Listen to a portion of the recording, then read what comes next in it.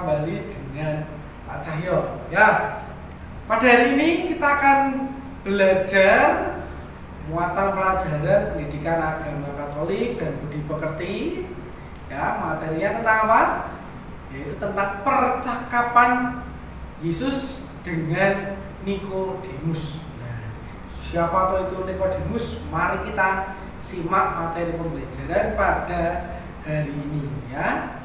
Nah, anak-anak, kisah percakapan dengan Nikodemus itu terdapat pada Injil Yohanes bab 3 ayat 1 sampai 21.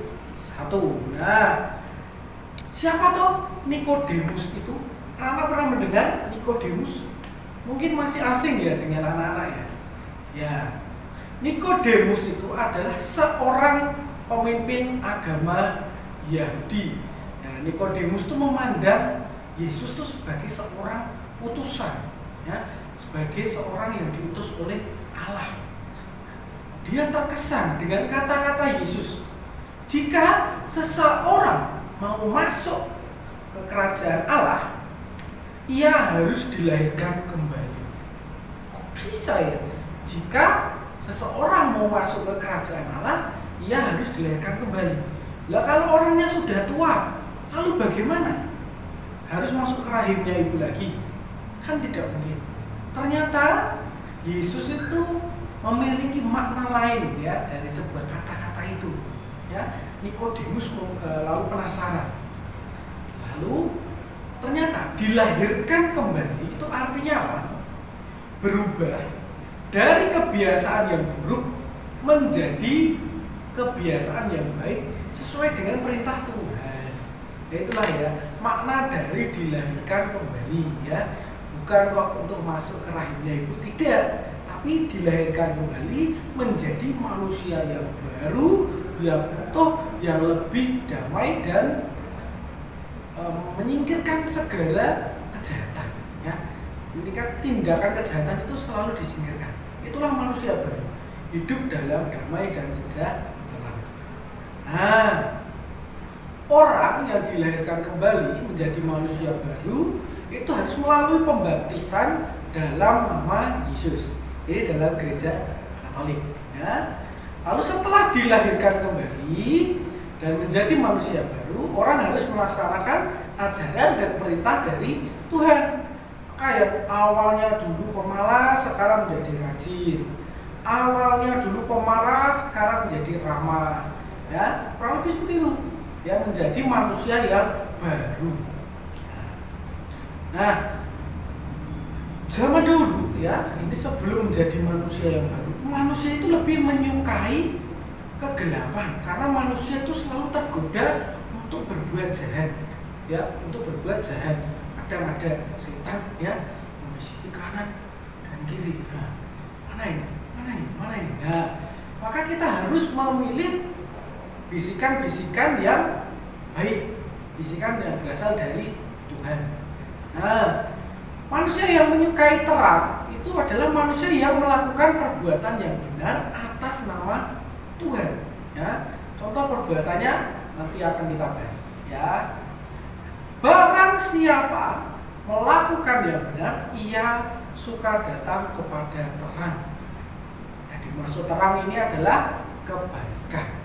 Ya, nah, ini contoh sikapnya apa saja? Kalau manusia yang lama itu contoh sikapnya. Manusia yang lama itu adalah manusia yang jahat ya. Itu biasanya iri hati, sombong, dengki, tidak suka dengan orang lain ya. Itu adalah perbuatan manusia yang lama. Nah, maka anak manusia ya, yaitu Yesus atau Sang Penebus ini diutus Tuhan untuk rela sengsara dan wafat disalib untuk menyelamatkan manusia. Dan Allah itu mengutus putranya yang tunggal, yaitu Yesus, bukan untuk menghakimi manusia, namun untuk menyelamatkan manusia. Jadi manusia-manusia yang berdosa itu tidak dihakimi, tapi diselamatkan. Disuruh untuk apa? Bertobat. Itu ya. Nah, berbohong itu merupakan tindakan apa? Ya, tepat sekali, itu adalah tindakan manusia yang lama atau manusia yang jahat. Ini ada gambarnya, silahkan dilihat ya. Itu ada gambar hidungnya bisa panjang, ada sosok film atau tayangan yang kalau berbohong hidungnya panjang itu siapa yuk? Nama tokohnya siapa? Ya betul, Pinocchio. Itu adalah sosok yang apabila berbohong hidungnya menjadi panjang. Nah, maka manusia harus menjadi manusia yang baru. Contohnya apa? Sikap dari perbuatan manusia yang baru, yaitu apa? Harus berbuat kasih, menyayangi sesama, dan menebarkan rasa damai. Maka hidup manusia akan enak ya. Damai dan sukacita itu akan dirasakan oleh manusia yang baru apabila sudah melakukan perbuatan-perbuatan yang baik. Itu ya anak-anak ya. Nah, sebagai manusia yang baru, apa saja yang harus dilakukan? Yang pertama apa? Selalu mengasihi sesama ya. Yang kedua apa? Tidak iri pada kesuksesan orang lain. Contoh, ini ada si Kevin dapat nilai 100. Ini ada Kayla dapat nilai 80. Nah, Kayla ya tidak boleh iri dengan Kevin. Kayla harus lebih semangat dalam belajar. Nah, seperti itu. Lalu selalu membantu sesama yang membutuhkan. Ada bencana alam kita tolong. Ada teman yang sedang kesusahan kita tolong ya. Tidak dendam pada orang lain. Nah, ketika orang itu sakit hati, biasanya kita akan marah ya. Nah, ini sikap yang diajarkan Yesus itu tidak boleh seperti itu. Apabila dendam, apabila itu sakit hati, silakan dipendam, dimaafkan, didoakan supaya yang menyakiti hati itu cepat sadar, gitu ya. Nah, tidak membalas kejahatan dengan kejahatan, maka balaslah kejahatan dengan kebaikan, ya. Nah, lalu memberikan rasa damai dan nyaman pada sesama. Maka hidup dengan rasa damai dan nyaman itu sangat menyenangkan. Nah, ini yang paling penting, melaksanakan perintah Allah dalam kehidupan sehari-hari. Nah, perintah Allah itu seperti apa? Hormatilah ibu bapakmu, lalu jangan mencuri, jangan apa. Seperti yang tertera dalam 10 perintah Allah. Itu ya. Baik anak-anak, itu materi kita pada hari ini. Semoga anak-anak selalu sehat dan selamat belajar. Baik, selamat pagi anak-anak. Berjumpa kembali dengan kami guru kelas 3. Pada kesempatan pagi hari ini kita akan belajar bahasa Indonesia. Kemarin pada tema 1 di subtema kedua kita juga sudah belajar bahasa Indonesia tentang wawancara. Baik.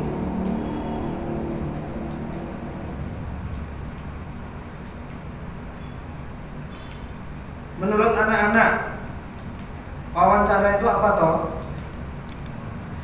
Baik, sekarang ini pengertian wawancara. Wawancara adalah suatu cara untuk mengumpulkan informasi dengan mengajukan pertanyaan kepada narasumber.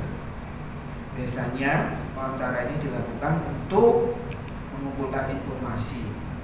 Ya. Tahapan untuk melakukan wawancara adalah sebagai berikut. Yang pertama, kita harus menentukan tema dulu. Tema apa yang akan kita angkat? Tema apa yang akan kita pilih untuk wawancara tersebut? Yang kedua, menuliskan daftar pertanyaan berdasarkan tema. Yang ketiga, pertanyaan dalam wawancara ditulis dengan menggunakan kata-kata yang baku. Kata tanya yang sering digunakan dalam wawancara untuk menggali sebuah informasi adalah kata tanya apa, siapa, di mana, kapan, mengapa, dan bagaimana. Hasil wawancara ditulis menggunakan kosakata baku dan kalimat yang efektif. Kosakata baku dapat ditemukan di dalam Kamus Besar Bahasa Indonesia atau yang sering disebut juga dengan KBBI. Biasanya kita dapat mencari kosakata baku tersebut di kamus besar tersebut di perpustakaan kita di SD Santo Yusuf. Kita juga memiliki kamus besar bahasa Indonesia yang ada. Selanjutnya, kalimat efektif dapat disusun menggunakan pedoman umum ejaan bahasa Indonesia atau PUEBI. Menentukan informasi dari teks hasil wawancara.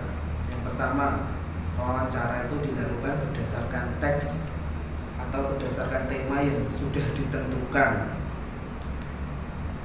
Yang kedua, tema adalah pokok bahasan dari wawancara atau pokok bahasan dalam wawancara. Yang ketiga, pertanyaan dalam wawancara umumnya menggunakan kata tanya apa, di mana, kapan, siapa, mengapa, dan bagaimana, seperti yang sudah dijelaskan pada slide sebelumnya. Untuk menuliskan informasi dari hasil wawancara dengan ejaan yang tepat, yang pertama yang harus kita lakukan adalah kalian dapat menyajikan laporan hasil wawancara. Yang kedua, hasil wawancara ditulis menggunakan kata-kata yang baku dan ejaan yang sudah tepat atau ejaan yang sudah disempurnakan. Yang ketiga, ejaan yang tepat adalah ejaan yang sesuai dengan pedoman umum ejaan dalam bahasa Indonesia. Untuk menuliskan laporan sederhana hasil wawancara, yang pertama, setelah kita melakukan atau setelah kita mendapatkan hasil wawancara, kita dapat membuat hasil laporan wawancara. Dalam hasil wawancara atau laporan hasil wawancara biasanya berisi yang pertama adalah topik wawancara atau tema wawancara. Yang kedua itu tanggal wawancara. Yang ketiga narasumber dan yang terakhir adalah nama pewawancara. Ketiga, setelah itu kita dapat menuliskan daftar pertanyaan dan jawaban yang sudah diberikan oleh narasumber.